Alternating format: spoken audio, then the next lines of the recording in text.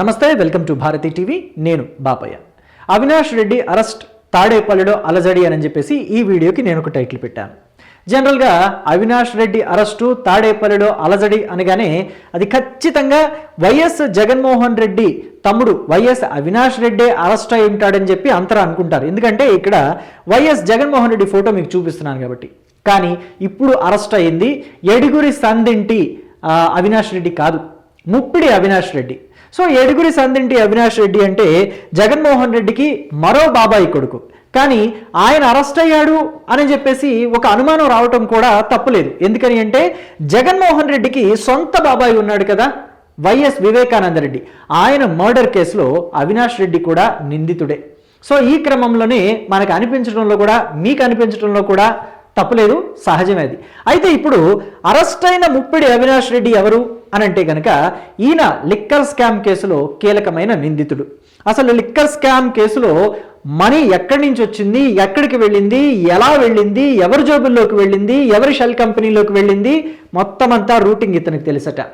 ఇతను ఎవరు అని అంటే ఇదిగోండి రాజ్ కసిరెడ్డి ఉన్నాడు కదా, ఈ రాజ్ కసిరెడ్డికి సొంత తోడలుడు. సో ఇప్పుడు రాజకేశరెడ్డికి కొంత ఊరట లభిస్తుంది అనుకోవాలా, లేకపోతే ఇంకా రాజకేశరెడ్డి గట్టిగా ఇరుక్కుపోతాడు అనుకోవాలా అని చెప్పేసి మీకు అనుమానం వస్తుంది కదా. ఎస్, దాని గురించే నేను మీకు ఇప్పుడు చెప్తాను. ఇక రాజకేశరెడ్డి ఇక్కడ సుప్రీంకోర్టులో బెయిల్ కోసం పిటిషన్ దాఖలు చేశాడు. ఆ బెయిల్ పిటిషన్ దాఖలు చేసినప్పుడు సుప్రీంకోర్టులో న్యాయమూర్తులు ఏమన్నారు తెలుసా? 700 కోట్లు కొట్టేశావు. మొత్తం 4000 కోట్ల స్కామ్ అయితే లిక్కర్ స్కామ్ ఆంధ్రప్రదేశ్లోది, దాంట్లో నీ వాటానే 700 కనిపిస్తుంది. ఇంకా నిన్ను వదిలేస్తే, నీకు బెయిల్ ఇస్తే ఈ స్కామ్ అంతా పక్కదారి పట్టదు. స్కామ్లో డబ్బులు ఎవరెవరు తీసుకున్నారు, ఎలా తీసుకున్నారు, స్కామ్ ఎలా చేశారనే విషయాలు బయటకు వస్తాయా? నీకు బెయిల్ ఇవ్వటం కష్టం. కానీ ముందు నీ తోడలుడు ముప్పిడి అవినాష్ రెడ్డిని లొంగనివ్వు. ఆయన లొంగిపోయిన తర్వాత, ఆయన అరెస్ట్ అయిన తర్వాత నీ బెయిల్ గురించి ఆలోచిద్దామని చెప్పేసి సుప్రీంకోర్టు చెప్పిందట.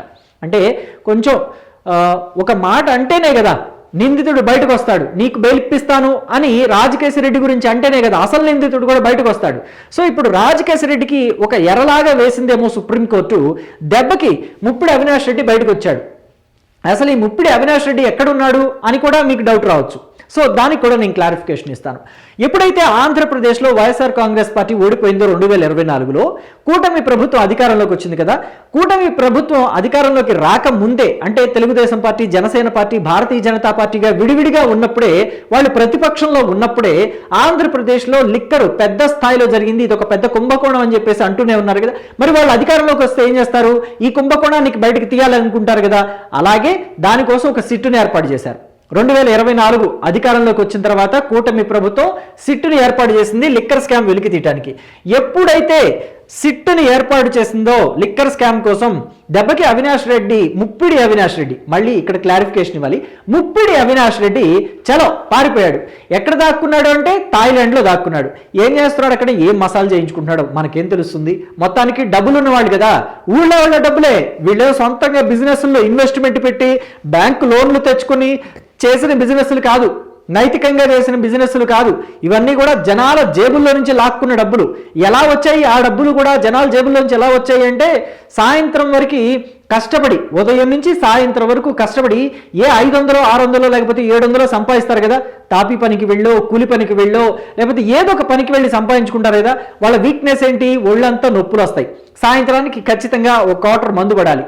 ఆ మందు మనమమ్మే ముందే తాగితే, సో దానికోసం ప్రభుత్వమే ఒక పాలసీ తీసుకొచ్చింది. ఆ పాలసీ ఏంటి? ప్రభుత్వమే మద్యం అమ్మాలి. ఆ మద్యం కూడా ఎలాంటి మద్యం? అన్నీ కూడా ప్రభుత్వానికి సంబంధించిన వాళ్ళు తయారు చేసిన డిస్టిలరీస్లో తెచ్చిన మద్యాన్నే ప్రభుత్వం మద్యం షాపుల్లో అమ్మించారు. అదంతా కూడా స్పిరిటే.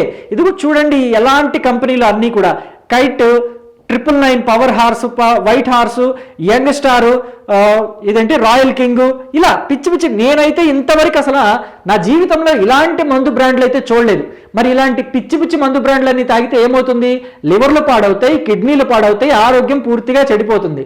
అసలు ఇలాంటి మందు తాగి రాష్ట్రంలో 2019లో వైసీపీ అధికారంలోకి వచ్చిన తర్వాత 2019 ఎండింగ్లో ఈ బ్రాండ్స్ని తీసుకొచ్చింది. కొత్త బ్రాండ్స్ని తీసుకొస్తున్నామని చెప్పింది. ఈ కొత్త బ్రాండ్స్ని తీసుకొచ్చిన తర్వాత మరి తాగటం అనేది ఆపలేని పరిస్థితి. కొంతమంది వీక్నెస్ అనుకోవచ్చు, లేకపోతే వాళ్ళకి సాయంత్రానికి అది ఒక టానిక్ అనుకోవచ్చు. చాలా మంది తాగకుండా ఆగలేని పరిస్థితి. తాగకుండా ఆగలేనప్పుడు ఉన్నదే తాగుతారు. మరి ఈ బ్రాండ్స్ తాగినప్పుడు ఏమవుతుంది? ఆరోగ్యం పూర్తిగా చెడిపోతుంది. సుమారుగా 30,000 మంది చనిపోయారని చెప్పేసి కూడా అధికారికంగా గతంలో లెక్కలు మనం విన్నాం.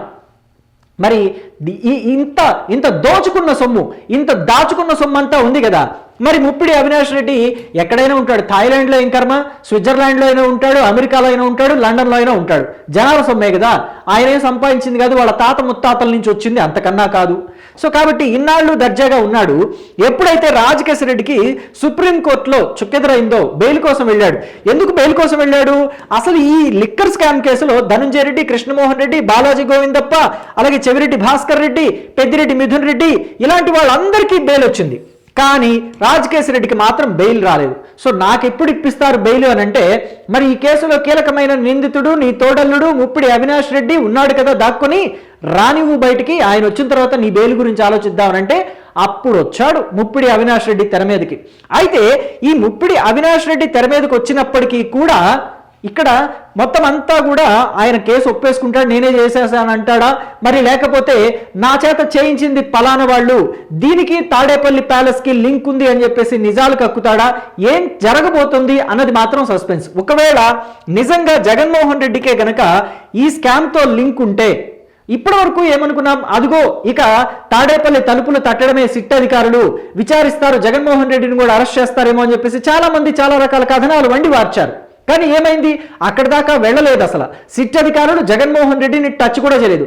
కానీ సిట్ అధికారులు ఛార్జ్ షీట్లోనే ఏం చేశారు, మొత్తం అంతా కూడా కింగ్ పిన్ రాజకేశ్ రెడ్డి అయినప్పటికీ కూడా మొత్తం దీంతో సంబంధం జగన్మోహన్ రెడ్డికి ఉండుండొచ్చు అన్నట్టుగా అనుమానాన్ని వ్యక్తం చేశారు.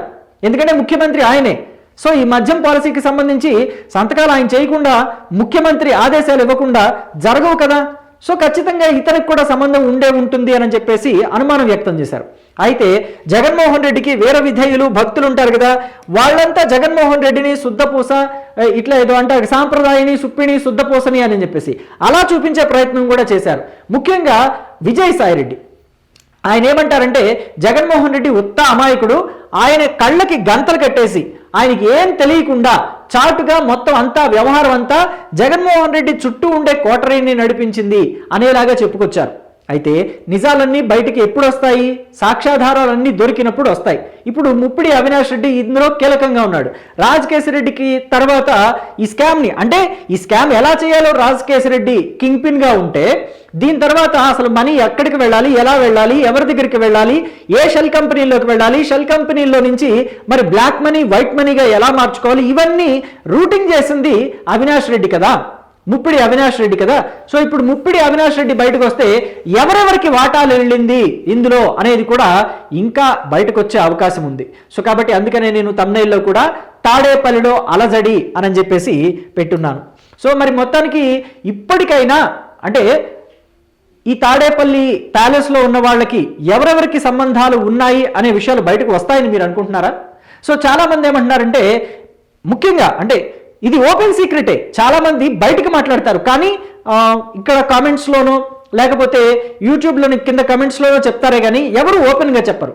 చాలామంది ఎలా చెప్తారంటే, బీజేపీ జగన్మోహన్ రెడ్డికి అండగా ఉంది, సో అందుకనే ఇంతవరకు కూడా జగన్మోహన్ రెడ్డిని ఏ సిట్ అధికారులు ఏం చేయలేకపోయారు అని చెప్పేసి అంటూ ఉంటారు. మరి దాంట్లో నిజముందనుకుంటున్నారా? కేంద్రంలో బీజేపీ అధికారంలో ఉన్నంత వరకు కూడా జగన్మోహన్ రెడ్డిని సిట్ అధికారులు ఏం చేయలేరు, అసలు అరెస్టు చేయలేరు, అసలు విచారణకి కూడా ఆయన దగ్గరకు కూడా రాలేరు అని చెప్పేసి మీరు అనుకుంటున్నారా? అలాగే మరి ఇప్పుడు ముప్పిడి అవినాష్ రెడ్డి దొరికిపోయాడు కదా, ఇంకా ఎవరెవరి పేర్లు బయటకు వస్తాయని అనుకుంటున్నారు? ఎవరెవరు అరెస్ట్ కాబోతున్నారు అనుకుంటున్నారు?